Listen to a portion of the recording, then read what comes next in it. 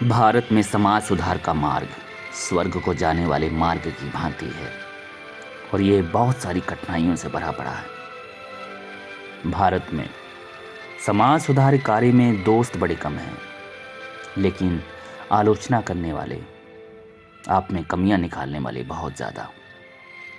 आलोचना करने वालों की दो अलग अलग श्रेणियां हैं। एक श्रेणी राजनीतिक सुधारों की और दूसरी समाजवादियों की। एक समय था जब यह माना जाता था कि सामाजिक कुशलता के बिना किसी दूसरे कार्यक्षेत्र में कोई संजीवी उन्नति नहीं है और बुरे रिवाजों के पैदा किए बिगाड़ के कारण हिंदू समाज कुशलता की दशा में नहीं है तथा इन बुराइयों की जड़ उखाड़ने के लिए लगातार संघर्ष किया जाना चाहिए। इसी बात को मान लेने के कारण राष्ट्रीय कांग्रेस के आरंभ के साथ साथ सामाजिक सम्मेलन की नींव रखी गई, जहां कांग्रेस देश की राजनीतिक संगठन की कमजोरियों की ठीक व्याख्या करने से संबंध रखती थी। वहां सामाजिक सम्मेलन हिंदू समाज के सामाजिक संगठन की कमजोरियों को दूर करने में उलझे हुए थे। कुछ समय के लिए कांग्रेस और सम्मेलन इस सांझे आंदोलन के दो पक्षों की तरह काम करते रहे और अपने वार्षिक सम्मेलन एक ही मंच पर करते रहे। लेकिन जल्दी ये दो पक्ष दो पार्टियों में बदल गए, एक राजनीतिक सुधार पार्टी और एक समाज सुधार पार्टी, जिनमें एक बहुत बड़ी तकरार चल रही थी। राजनीतिक सुधार पार्टी राष्ट्रीय कांग्रेस का पक्ष लेती थी और समाज सुधार पार्टी सामाजिक सम्मेलन का। दो श्रेणियां इस प्रकार दो शत्रु धड़े बन गए।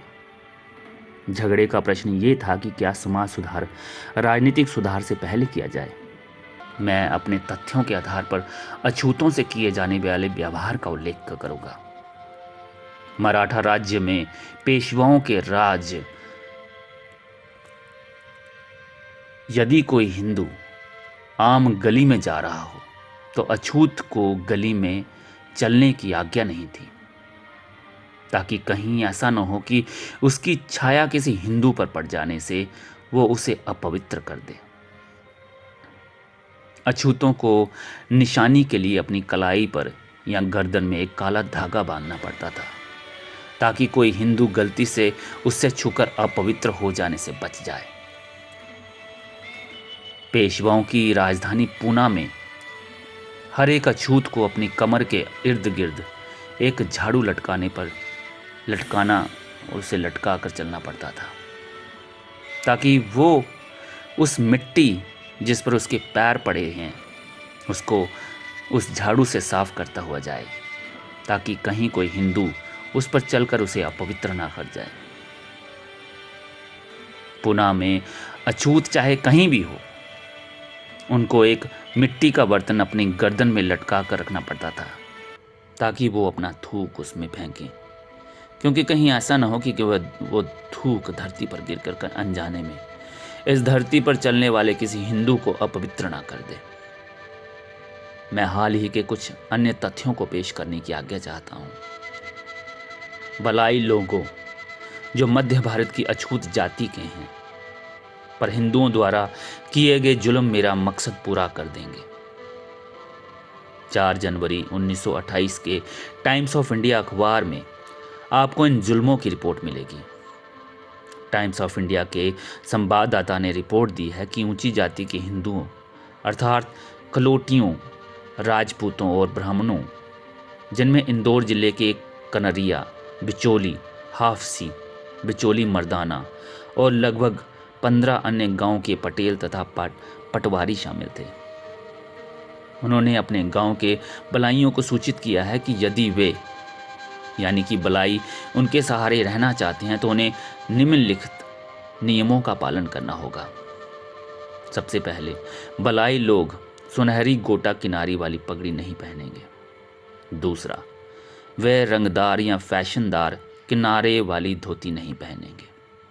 तीसरा, वे किसी हिंदू की मृत्यु की सूचना उसके रिश्तेदारों, चाहे वे कितने ही दूर क्यों ना रहते हों, उसको पहुंचाएंगे। चौथा, सभी हिंदू शादियों में ये बलाई लोग बारात के आगे चलेंगे और शादी के समय बाजा बजाएंगे। 5वां, बलाई औरतें सोने चांदी के जेवर नहीं पहनेंगी। वे फैशनदार घाघरे और अंगियां नहीं पहनेंगी। 6, बलाई औरतें हिंदू औरतों के बच्चों के जन्म के समय सहायता करेंगी। 7वां, बलाई लोगों को अपनी सेवा कुछ लिए बिना ही देनी होगी तथा हिंदू उन्हें अपनी इच्छा से जो कुछ भी देंगे वे इसे स्वीकार कर लेंगे। 8वां, यदि बलाई लोगों को ये शर्तें स्वीकार नहीं हो तो वे इस गांव में से निकल जाएं। बलाइयों ने इन नियमों का पालन करने से इनकार कर दिया और हिंदू संप्रदाय ने उनके विरुद्ध कार्रवाई आरंभ कर दी। बलाइयों को गांव के कुएं से पानी लेने से मना कर दिया गया। उनको अपने पशुओं को चराने के लिए नहीं ले जाने दिया गया। बलाइयों को हिंदुओं की भूमि में से गुजरने से इसलिए रोक दिया गया कि यदि किसी बलाई का खेत हिंदुओं के खेतों से घिरा हुआ होगा तो बलाई अपने खेतों तक ना पहुंच सके। हिंदुओं ने बलाइयों के खेतों में अपने पशु चरने के लिए छोड़ दिया। बलाइयों ने इन तकलीफों के विरुद्ध दरबार में याचिकाएं दायर की, लेकिन समय पर सहायता ना मिल सकने और जुल्म जारी रहने के कारण सैकड़ों बलाई अपने बीवी बच्चों सहित अपने उन घरों को छोड़ने पर मजबूर हो गए जिनमें उनके बाप दादा सदियों से रह रहे थे। वे साथ लगती रियासतों अर्थात धार, देवास, बागली, भोपाल, ग्वालियर और अन्य रियासतों के गांव में चले जाने के लिए मजबूर हो गए। उनके नए घरों में उनके साथ क्या बीती इस ओर अभी ध्यान ना ही दें। गुजरात में कविठा के स्थान पर बीती घटना अभी पिछले वर्ष की घटना है।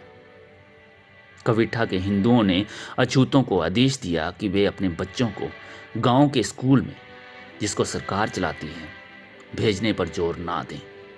कविठा के अछूतों को हिंदुओं की इच्छा के विरुद्ध अपने अधिकार का प्रयोग करने के लिए कैसे कैसे कष्ट सहने पड़े, उन सब के बारे में सभी को इतनी अच्छी तरह मालूम है कि उसे विस्तार से बताने की आवश्यकता नहीं है।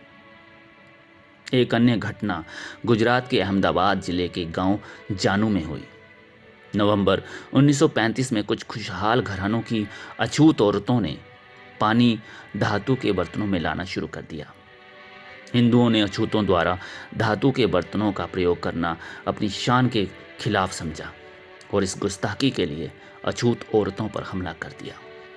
अभी अभी एक अन्य घटी घटना की सूचना जयपुर रियासत के गांव चकवारा गांव से मिली है। अखबारों में छपी खबरों से ऐसा लगता है कि चकवारा गांव का एक अछूत जो यात्रा से वापस आया था, उसने धार्मिक नेकी समझकर अपने साथी अछूतों के लिए भोजन का प्रबंध किया।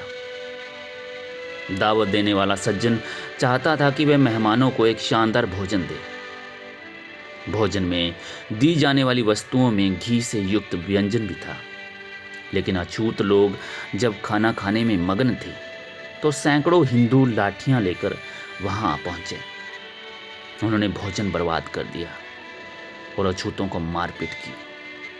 वे अपना भोजन जो उनको परोसा गया था छोड़कर अपनी जान बचाने के लिए भागे। निहत्थे थे, अछूतों पर घातक हमला क्यों किया गया?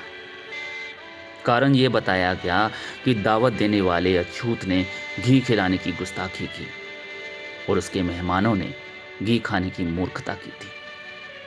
घी निसंदेह अमीरों की अय्याशी है, लेकिन ये कोई भी नहीं सोचेगा कि घी का प्रयोग करना ऊंचे समाजी होने का चिन्ह है।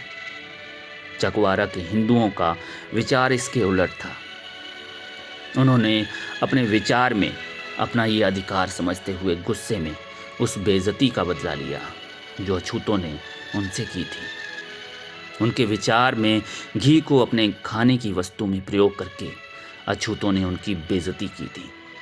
इसका मतलब ये हुआ कि अछूतों को घी का प्रयोग नहीं करना चाहिए, चाहे वो उसको खरीदने के योग्य ही क्यों ना हो, क्योंकि ये हिंदुओं के विरुद्ध गुस्ताखी करने वाला काम है। यह घटना 1936 के अप्रैल की पहली तारीख के या उसके आसपास की है।